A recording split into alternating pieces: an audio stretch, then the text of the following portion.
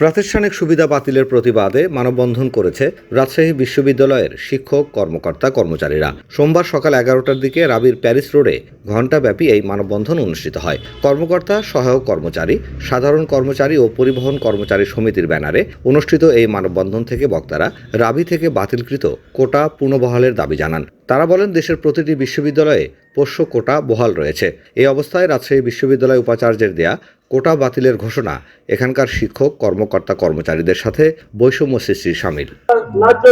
যেহেতু বাংলাদেশ রাজশাহী ইউনিভার্সিটি একটি স্বায়ত্তশাসিত প্রতিষ্ঠান, এখানে প্রাতিষ্ঠানিক যে সুবিধা, শিক্ষা সুবিধা, এটা বিশ্ববিদ্যালয় প্রতিষ্ঠা লগ্ন থেকেই চলে আসছে।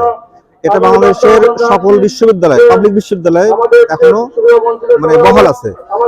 সেই দিক কেন্দ্র করে শুধুমাত্র রাজশাহী বিশ্ববিদ্যালয়ে কেন এই কোটা বাতিল করা হলো, এর প্রতিবাদে আমরা চাই যে ছাত্র, কর্মকর্তা, কর্মচারীদের, সন্তানদের যে প্রাতিষ্ঠানিক সুবিধা সেটা যেন তারা ফিরে পায়।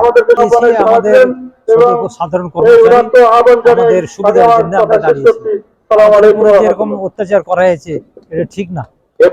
আমাদের অনেকের মা বোন তারা খুব কষ্ট পেয়েছে, বয়স্ক মানুষের তারা কষ্ট পেয়েছে।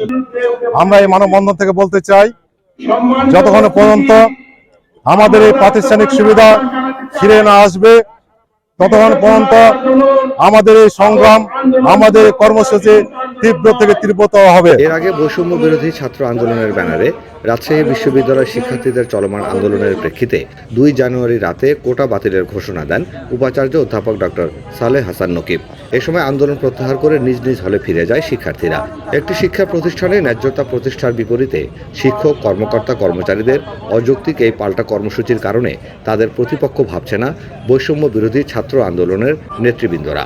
শিক্ষক, শিক্ষার্থী, কর্মকর্তা, কর্মচারী এটা হচ্ছে একটা ফ্যামিলি, কিন্তু দাবি আদায়ের একটা জায়গা রাখতে হবে। প্রশাসন আমার বলে আমি যে কোনো দাবি করব না, বিষয়টা এমন না।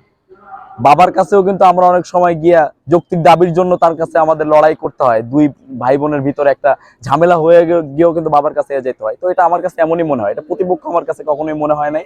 সংগঠনটির দাবি, জুলাই আন্দোলনের মূল লক্ষ্য হচ্ছে বৈষম্যহীন রাষ্ট্র প্রতিষ্ঠা।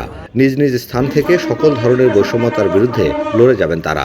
আমার রাজশাহী বিশ্ববিদ্যালয়ের চিন্তা আমি করব। আমি কেন ঢাকা বিশ্ববিদ্যালয়, জাহাঙ্গীরনগর, চট্টগ্রাম বিশ্ববিদ্যালয়, তারা যেটা বলতেছে আমি কেন তাদের জন্য বসে থাকতে হবে?